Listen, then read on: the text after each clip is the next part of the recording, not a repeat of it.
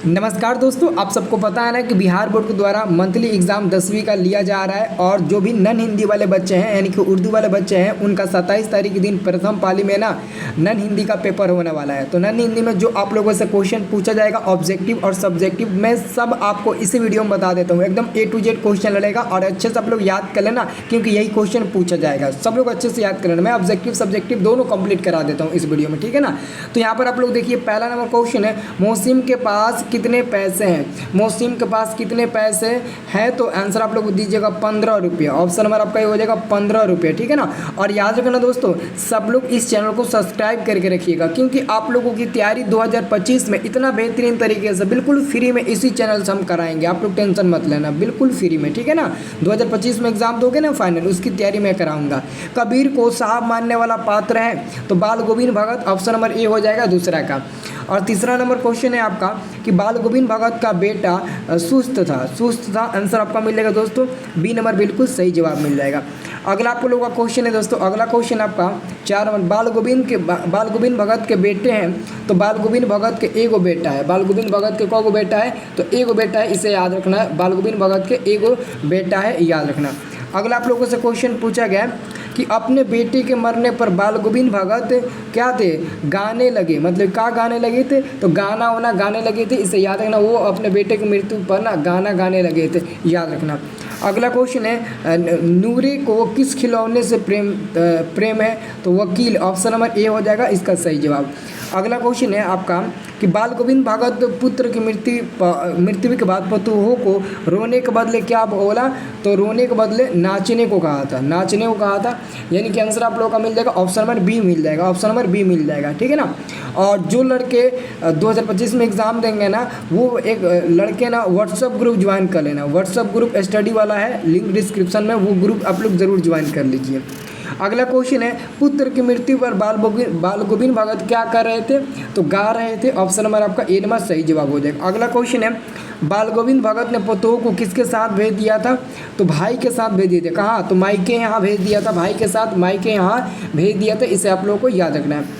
अगला क्वेश्चन है, बाल गोविंद भगत किसे साहब मानते थे, तो बाल गोविंद भगत कबीर को साहब मानते थे। अगला क्वेश्चन है, बाल गोविंद भगत की प्रभातियाँ कब से शुरू हुई थी, तो कार्तिक से शुरू हुई थी। ऑप्शन नंबर बी सही जवाब हो जाएगा इसका आंसर। अगला क्वेश्चन है, बेटे के क्रियाक्रम के बाद बाल गोविंद भगत पतोह को कहाँ भेज दिए थे, मायके यहाँ भेज दिए थे। आंसर ए नंबर मिल जाएगा। अगला क्वेश्चन है दोस्तों, यहाँ पर ध्यान से देखिएगा। अगला आप लोगों से क्वेश्चन पूछा गया है कि बेटे की मृत्यु के पश्चात बाल गोविंद भगत ने आग किससे दिलवाई। मतलब पश्चात मतलब कि बेटे की मृत्यु के बाद आग जो थी ना, वो किससे लगाई थी, अपनी पतोह से लगवाई थी। आंसर मिल जाएगा पतोह, यहाँ पर आपका सी नंबर हो जाएगा।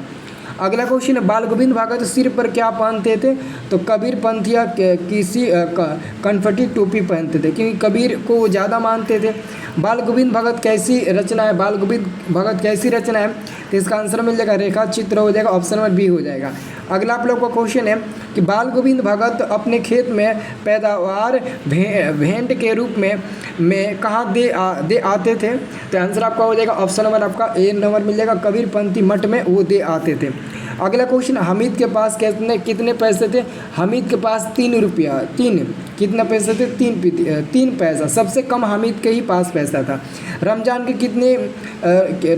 कितने रोज़ के बाद ईद आती है, तो आपका 30 दिन। ऑप्शन नंबर क्या होगा, ए हो जाएगा 30 दिन। अगला क्वेश्चन है,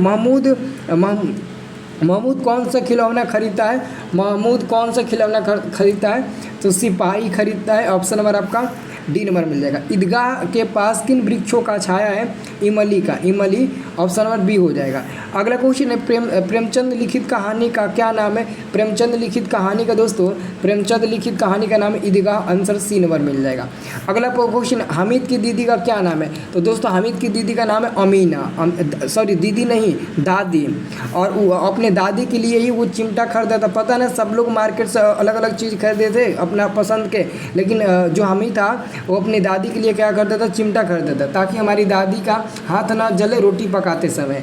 ईदगाह कहानी किसकी परिस्थितियों पर मार्मिक ढंग से टिप्पणी करती है, तो 23 नंबर का आंसर हो जाएगा बचपन की परिस्थितियों पर। अगला क्वेश्चन आपका है, ईदगाह शीर्षक कहानी के लेखक कौन है, तो प्रेमचंद हो जाएंगे। आंसर आप लोग का डी नंबर मिल जाएगा। अगला क्वेश्चन है, तुम डरना नहीं अम्मा, मैं सबसे पहले आऊँगा, बिल्कुल ना डरना। यह किसने कहा था? हामिद ने ही कहा था, क्योंकि वो अपनी दादी से बहुत प्यार करता था। अगला क्वेश्चन, गांव पहुंचकर बच्चों ने क्या किया? गांव पहुंचकर बच्चों ने क्या किया?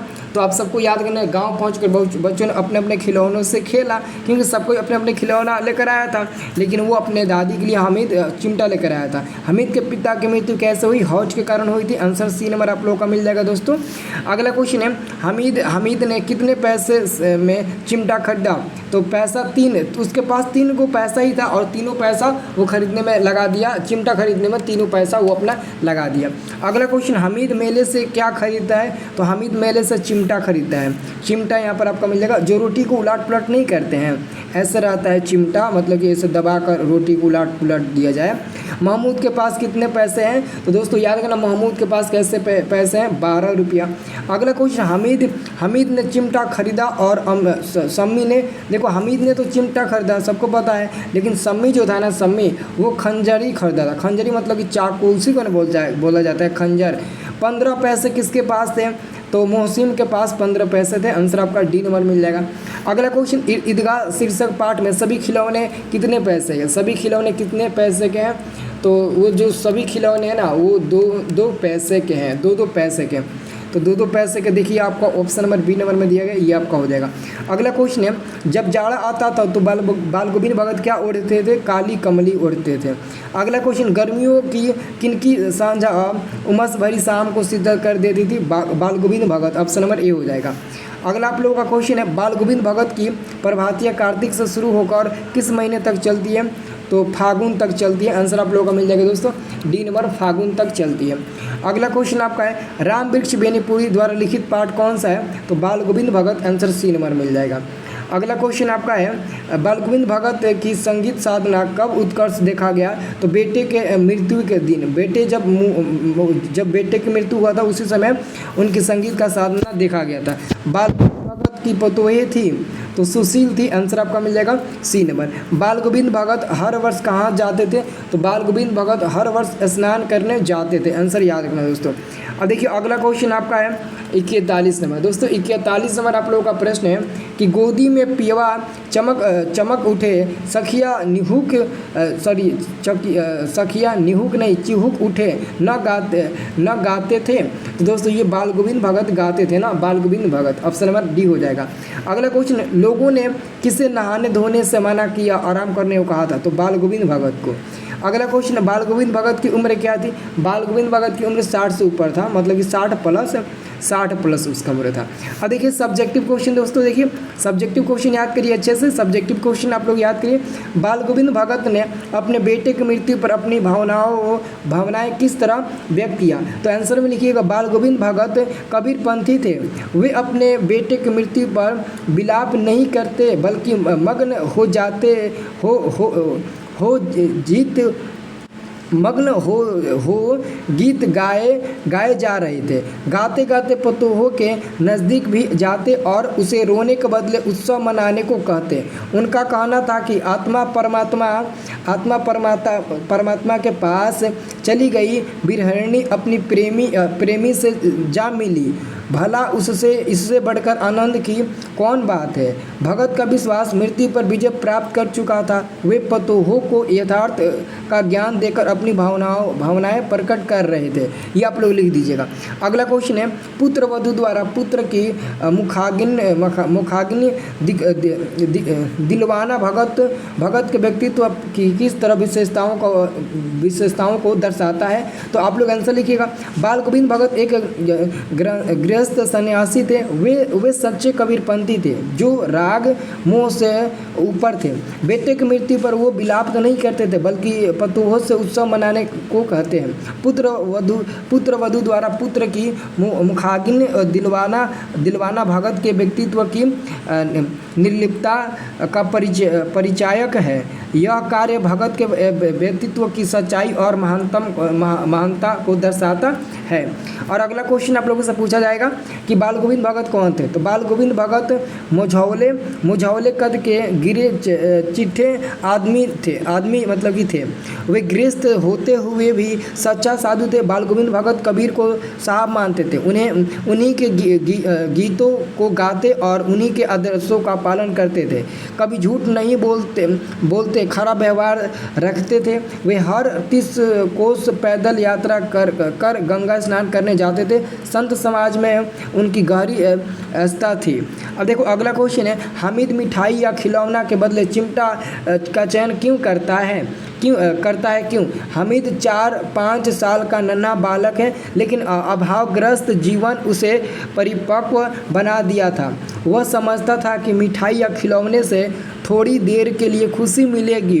उसे ख्याल आता है कि उसकी दादी के पास चिमटा नहीं है, जिस कारण अक्सर उसके हाथ रोटी सेकते वक्त जल जाते हैं। इसलिए हामिद अन्य बच्चों की तरह मिठाई या खिलौना न लेकर चिमटा खरीदता है ताकि वो अपनी दादी का हेल्प कर सके। ईद के दिन अमीना क्यों उदास थी? अमीना एक गरीब महिला है। 1 वर्ष पहले उसका बेटा बहू दोनों चल बसे थे। उसका सहारा उसका पोता हामिद था। साल भर का त्यौहार ईद के दिन उसके घर अन्न का एक दाना नहीं था। 3 कोस दूर ईदगाह के मेले में जाने के लिए जूते भी नहीं थे। इसी बदहाली के कारण अमीना इस ईद के दिन उदास थी। आप लोग बता देना। और अगला क्वेश्चन है, चिमटा देखकर अमीना के मन में कैसा भाव जगा? चिमटा देखकर अमीना के मन में कैसा भाव जगा?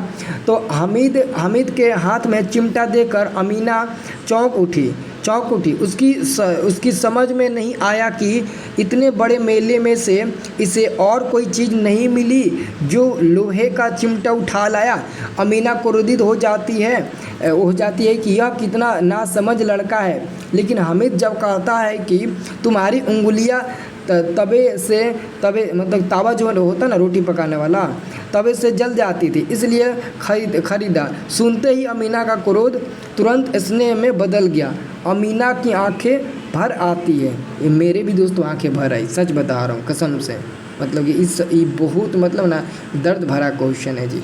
देख लो, आप लोग पढ़ रहे हो तो आप लोग को भी आ गया होगा, ठीक है ना। हामिद कितने वर्ष का है? वो कहाँ सोता था? हामिद 4-5 वर्ष का लड़का है, 4-5 वर्ष का है। वो अपनी बूढ़ी दादी अमीना के गोद में सोता है दोस्तों, ठीक है ना। तो ये आपका सब्जेक्टिव क्वेश्चन है, इतना ही है। आप लोग अच्छे से याद कर लेना, ये क्वेश्चन आपके एग्जाम में आएगा, ठीक है ना। अच्छे से याद कर लीजिए पूरा सब्जेक्टिव ऑब्जेक्टिव।